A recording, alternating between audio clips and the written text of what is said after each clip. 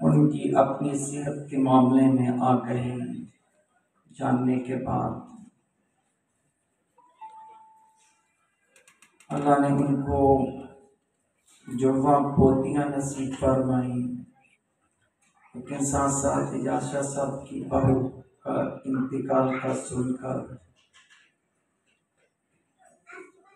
आज सैयदना ईसा अलैहिस्सलाम की विलादत है। बानी पाकिस्तान मोहम्मद अली जना अलैहिर्रहमत में विलादत की है। इतनी बहुत सी बातें यकजा और इकट्ठी हो गई और उम्र की छोटी सी बच्ची को देखा है तो तबीयत पर एक और ही तरह की कैफियत है। सारी बातों को यकजा और जमा करने के लिए अल-कहफ से 2 आयात की तिलावत करने का शर्फ अल्लाह ने नसीब फरमाया है। ज़्यादा देर आपकी समातों और तबीयतों पर इंशाअल्लाह बोझ नहीं बनूंगा, लेकिन चंद लम्हात के लिए किताबुल्लाह कुरान मजीद की बात को गौर और तवज्जो से समात फरमाएं। रब्बुल आलमीन ने कहा, ऐ मेरे महबूब, आप इनको दुनिया की जिंदगी की मिसाल दें। ऐ मेरे महबूब, आप इनको दुनियावी जिंदगी की मिसाल बताएं। कमाइन अंज़लनाहु मिनस समा, ये इसी तरह है जैसे अल्लाह ताला ने आसमान से पानी को नाज़िल किया, बारिश को उतारा। फ़ख्तलफ़ बिही नबातुल अर्ज़, तो पानी की वजह से जमीन पर हरियाली हो गई। और फ़ख्तलफ़ के लफ्ज़ ने बताया कि बहुत घना सब्जा उगा, बहुत हरा भरा हो गया। फ़ख्तलफ़ बिही नबातुल अर्ज़, फिर आपने कहा कि हुआ क्या हुआ इसके बाद? This is the question that Quran Majeed draws our attention। ये वो सवाल है कि कुरान मजीद कहता है तुम नहीं देखते कि ये जो तुमने फसल उगाई, सब्जा उगा, हरियाली हो गई, देखने वाले को अच्छी भी लगती है, मन को भाती भी है, फूल कली बनता है, कली चटकती है, गुल बनता है, रंग आता है, खुशबू होती है, उस पर भंवरा उसके चक्कर लगाता है, बुलबुल उसको देखकर गाना गाती है। Now what happens? क्या हुआ? फ़ख्तलफ़ बिही नबातुल अर्ज़, कुरान मजीद ने कहा, महबूब आप इनको दुनिया की जिंदगी की मिसाल दें, इन्हें समझाएं, मिसाल देकर समझाएं। ऐ महबूब आप अपने उम्मतियों को, गुलामों को, अपने कुरान मजीद को पढ़ने वालों को, किताबुल्लाह के सामने आने वालों को, आपका कलमा पढ़ने वालों को, रब को एक मानने वालों को, रसूल करीम सलाम को सय्यदुल अंबिया वल मुरसलीन और खातमुन नबिय्यीन मानने वालों को मिसाल दें कि बंदे मिसाल से आसानी से समझ लेते हैं। क्या हुआ? वो कली फूल बनी, जनाब रंग भी आया, खुशबू भी आई, भंवरा भी आया, बुलबुल मस्त भी हो गई, जनाब नसीमे बहारा ने उसके बोसे भी लिए, गुलिस्तान में बहार भी उसके दम से आई। फ़अस्बहा हशीमा, फिर ये सब का सब देखते ही देखते वो खसो खाशाक हो गया, वो बिखर गया, और वो इस तरह से बिखर गया तज़रूर रिया, जिसे हवाएं उड़ाकर कभी उधर फेंक देती है, कभी हवा का झोंका उसे उठाकर कहीं और ले जाता है। मेरे ख्याल में जिंदगी को समझने के लिए किताबुल्लाह की ये मिसाल जो रसूल करीम अलैहिस्सलाम की ज़बान मुक़द्दस व मुताहिर से हमारे सामने रखी गई समझने के लिए कुछ नहीं बहुत कुछ है। अब इंसान बचपने से लड़कपन और लड़कपन से नौजवानी और फिर जवानी की शबाब की दहलीज को जब बोसा देता है तो उसे लगता है कि जमाना सारा उसके कदमों में है ना। जब जवानी और शबाब बंदे के रूह जिस्म अंगड़ाई लेता है तो इंसान को लगता है कि जैसे वो ऊंचा है और चांद की चांदी उससे नीचे है। आप सारे के सारे ख्वाब उसकी आंखों में सजे होते हैं, कितनी बहारें उसकी आंखों में होती है, लेकिन रब्बुल आलमीन कहता है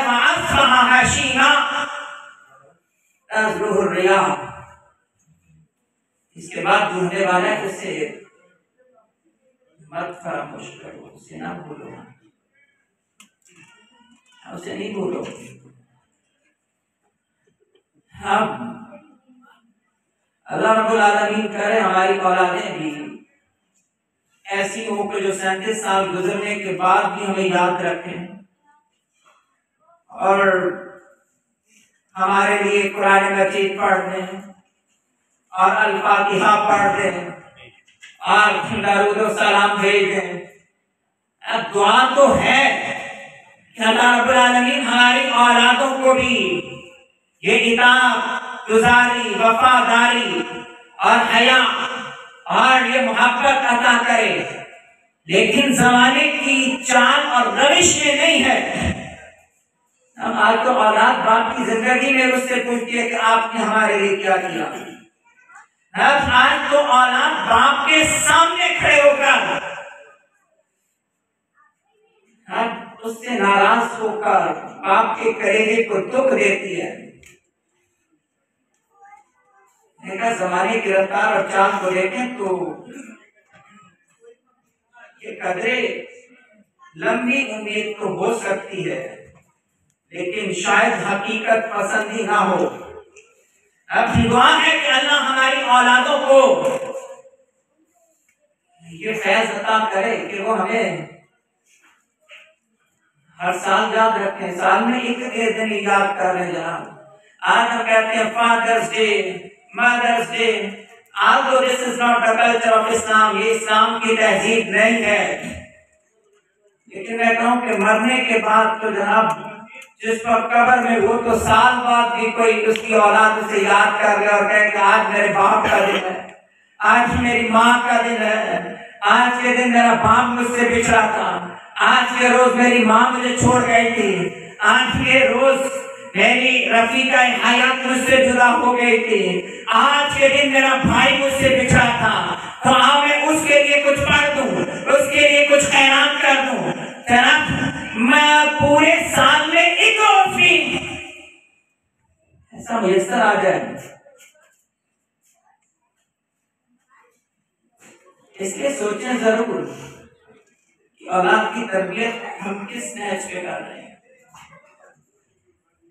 सोचें जरूर। औलाद को माल चाहिए, औलाद को तालीम भी चाहिए, औलाद को मकान भी चाहिए, उसे जायदाद भी चाहिए, लेकिन जिस जायदाद जिस माल के लिए वो आपके मरने के ठीक 2 घंटे बाद आपस में 10 को गिरफ्तार हो जाए,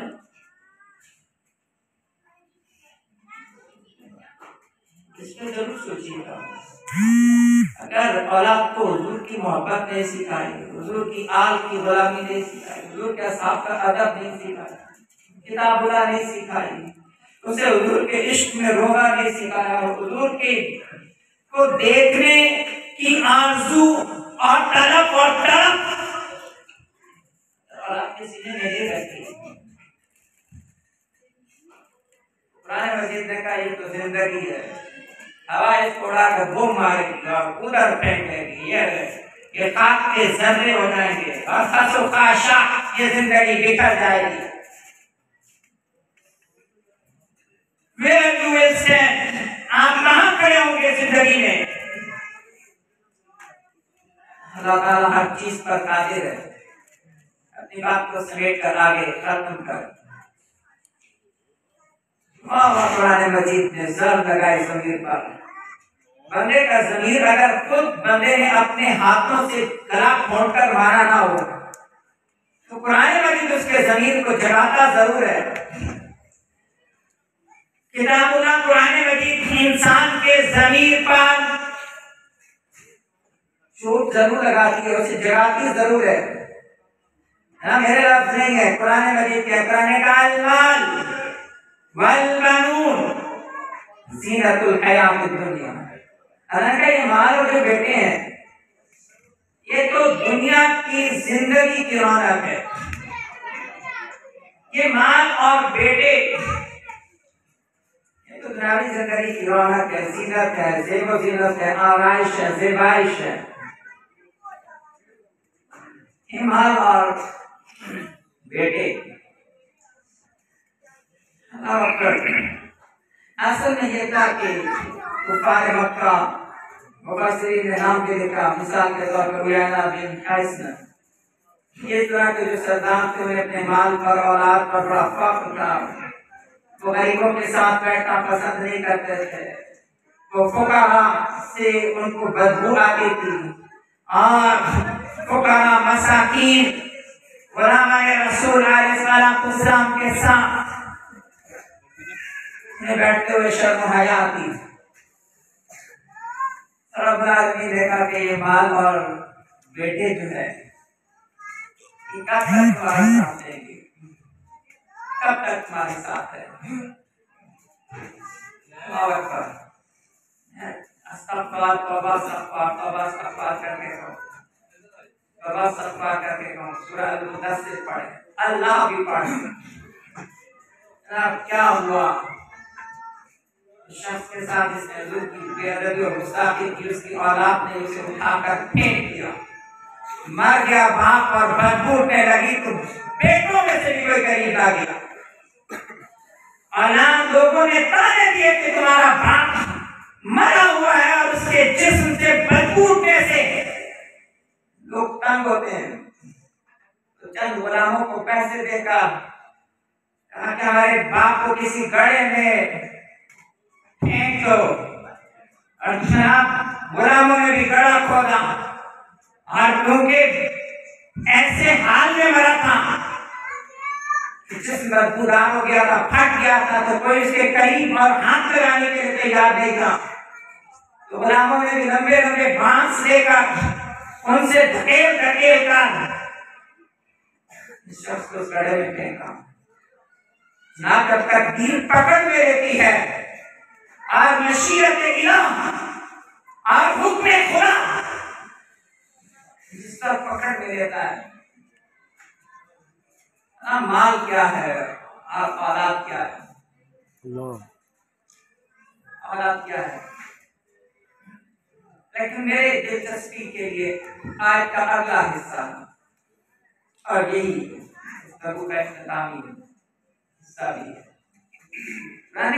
वल्बाक़ियातुस सालिहात खैरुन इंदा रब्बिक। ऐ महबूबा मैं बताऊं तेरे रब की बारगाह में जो चीज बाकी रह जाने वाली है सवाबा व खैरुन अमला, अजर के हिसाब से और अल्लाह की बारगाह में तेरे ऐ महबूब तेरे रब की बारगाह में जिस चीज से उम्मीद रखी जा सकती है वो माल और बेटे नहीं है। अल-बाक़ियातुस सालिहात है, अल-बाक़ियातुस सालिहात है। शाह साहब ये अल-बाक़ियातुस सालिहात पर मुफस्सिरीन ने बड़ी बातें लिखी। क्या है ये? अमल सालेह है, सुभान अल्लाह है, वल्हम्दुलिल्लाह है, ला इलाहा इल्लल्लाह है, अल्लाहु अकबर है। आला हाज़िल क़ियास मुख्तलिफ अक़वाल लेकिन अल्लामा कुर्तुबी ने एक कौल नकल किया है। कहा कि आयत को पढ़ें तो इधर बेटों का जिक्र है और बेटों के बाद का अल-बाक़ियातुस सालिहात, बेटों का जिक्र करके उसके मुमासिल मुकाबिल उन्होंने अल-बाक़ियातुस सालिहात कहा है। तो कहते हैं कि आयत का की तफ़हीम तकाज़ा करती है कि यहाँ पर उस चीज को अल-बाक़ियातुस सालिहात समझा जाए जो बेटों के मुकाबिल और मुमासिल आ जाए। और उन्होंने कहा कि अगर इस आयत को इस अंदाज में समझेंगे तो अल-बाक़ियातुस सालिहात से मुराद वो बेटियां हैं जो अल्लाह ताला किसी बाप को अता फरमा देता है ना। अल-बाक़ियातुस सालिहात माल और बेटे तो आजमाइश है, ये दुनिया के लिए ज़ेबो ज़ीनत हैं, लेकिन अल्लाह साले बेटियां अता कर दे तो ये अल्लाह के नजदीक अजर में भी बढ़कर है और अल्लाह की बारगाह में अल्लाह के करम और रहमत को अपनी तरफ मुतवज्जे करने में भी ये ज्यादा उम्मीद रखने वाली है। अल्लाह हदीस पाक सुना, इसी पहला कुर्तुबी ने इस पर नकल किया है कि हुजूर आके करीम लोग फरमाए कि एक बंदा को अल्लाह ने फैसला कर दिया, हुक्म दे दिया जहन्नुम में ले जाओ। अब कैसा अल्लाह की मोहब्बत से कहा कि अल्लाह ने हुक्म दे दिया कि इसे फैसला हो गया कि जहन्नुम इसको फेंक दिया जाए। जैसे ही अल्लाह ताला की तरफ से ये हुक्म सुनाया गया तो उस बंदे की बेटियां चीखें मार मार कर अपने बाप के साथ चिमट गए और अपने बाप के साथ चिमट कर अल्लाह की बारगाह में बेला इल्तिजा इस तरह से फरियाद करने लगी। अरे कहा कि ऐ रब, हमारे बाप को जहन्नुम में ना डाल, ये हमारे साथ उसने सलूक करता, इसने हमसे मोहब्बत की है, इसने हमारी परवरिश की है, इसने हमारी खैरखाई की है, इसने हमारी खातिर अपने कितने सुख कितनी खुशियां छोड़ दी है। अल्लाह के करीम ने फरमाया कि वो चिल्लाती रहेंगी, रोती रहेंगी, बाप के साथ चिमटी रहेंगी, बाप को पकड़े रखेंगी, बाप को छोड़ेंगी नहीं, यहाँ तक कि वो इस कदर रोज़े क़यामत हश्र के दिन इस कदर वावेला मचा देगी कि रब्बुल आलमीन कहेगा कि इसके अमल तो इस काबिल नहीं थे, लेकिन इसकी बच्चों की फरियाद और इसकी बच्चों की इस तरह से और इसकी बेटियों की बाप से मोहब्बत के सदक़े में से माफ फरमा दिया था। सुभान अल्लाह, सुभान अल्लाह। अल-बाक़ियातुस सालिहात,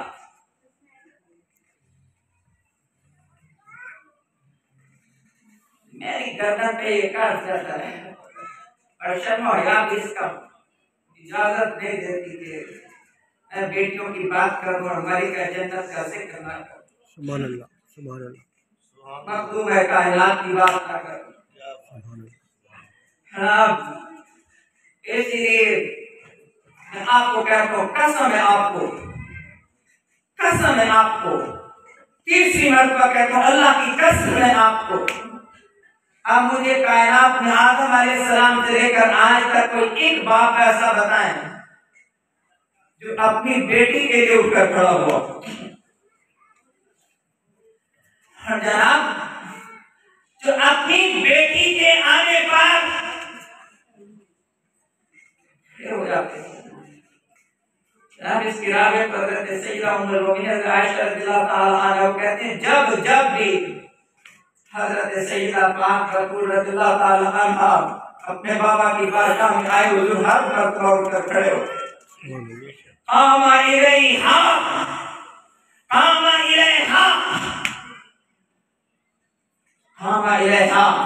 सिर्फ खड़े नहीं होते, हमारे इस्तक़बाल के लिए आगे जाते, आगे तरफ लपकते, हाथ थामते, फिर अपनी बेटी का हाथ चूमते, पेशानी चूमते,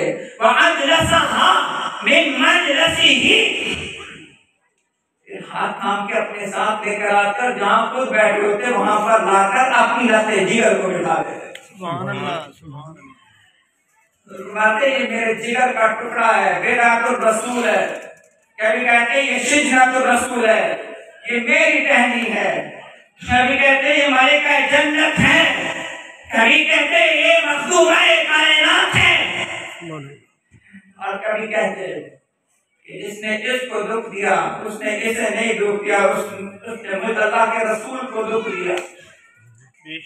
अब इसका मतलब ये कि बेटी के साथ बाप के दिल की कितनी धड़कनें जुड़ी होती है। इस राज को देखना समझना हो तो मुस्तफा करीम अलैहिस्सलाम को देखें। अल्लाह अकबर। आज 25 दिसंबर ईसा अलैहिस्सलाम का यौम विलादत है। जनाब ईसाई जो करते हैं सो करते होंगे, लेकिन हमें तो हमारे पाक रसूल ने, अल्लाह के महबूब ने तमाम अंबिया का अदब करना सिखाया है, उससे मोहब्बत करना सिखाया है, उनकी ताज़ीम करने का हुक्म दिया है। लेकिन अब दुनिया में कोई और मजहब ऐसा नहीं है सिवाय मुस्तफा करीम के दीन के जिसमें किसी एक नबी की गुस्ताखी भी वो कुफ्र है, किसी नबी की गुस्ताखी भी कुफ्र है। जिस पे आप बुलाना चाहोगे कि बात है कि ईसाई आ गए, बहस मुबाहिसा चलता रहा, फिर रब्बुल आलमीन ने कहा हुआ बहस खत्म करें और इन्हें कह के तालो नदु अबनाअना व अबनाअकुम व निसाअना व निसाअकुम, तुम अपने बेटे ले आओ, हम बुला लेते हैं। मैं जो बात कहने लगा किसी पे खत्म भी कर रहा हूँ। ये जो ईसाई किसी तारीख में मुझे बताए, किसी रवायत में, किसी मौलिक में लिखा हो, किसी जगह पर कोई एक हवाला कमजोर से कमजोर, ज़ईफ से ज़ईफ, हत्ता कि मौजू हवाला भी अगर है यहाँ पेश कर। जो इजरान के ईसाई आते हैं औरत तो कोई थी नहीं, तो सारे मर जाते। आदाब में इख्तिलाफ है, बात ने का 70 से, बात ने का 40 से, बात ने कम का, बात ने ज्यादा का, लेकिन इस पर इख्तिलाफ नहीं है कि वो सब के सब।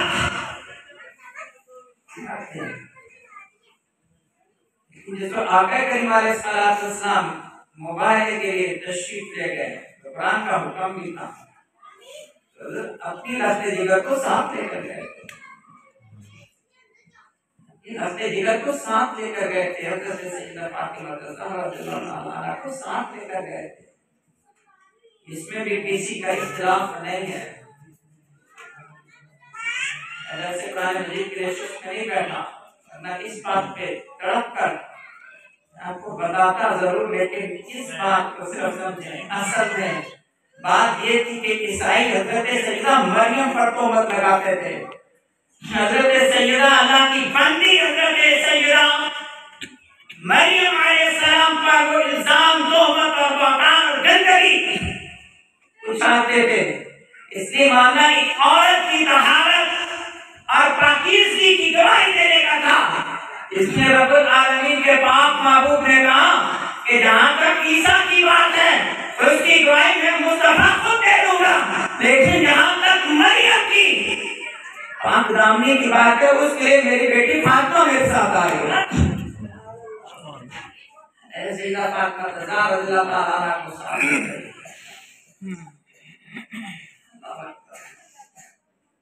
अल्लाह ताला सबकी बहू की बच्चों की नसीब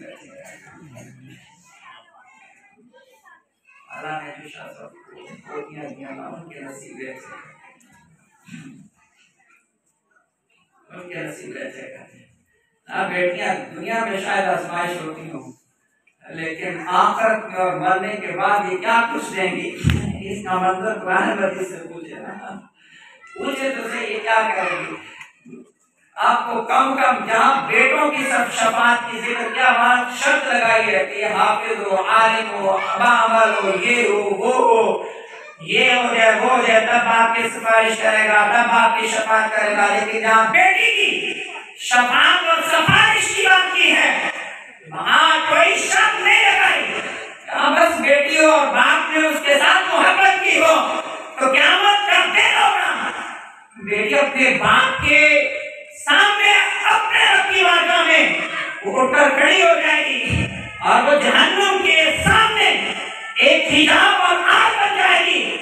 और कहेगी ऐ मेरे रब। अल्लाह पर यह हौसला भी किसी और का नहीं है। रब्बुल आलमीन के महबूब ने कहा ये बेटी का हौसला है जो रब से भी झगड़ पड़ेगी और कहेगी अपने बाप को जहन्नुम में नहीं जाने दूंगी, अपने बाप को जहन्नुम में नहीं जाने दूंगी, बाप को जहन्नुम में नहीं जाने दूंगी।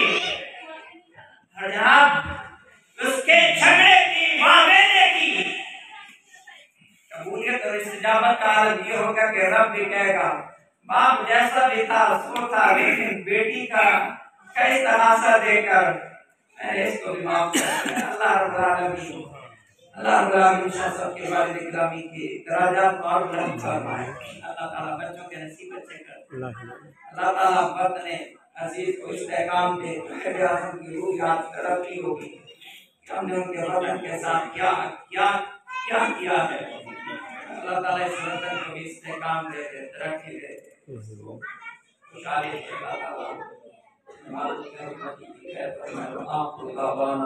अल्हम्दुलिल्लाह रब्बिल आलमीन।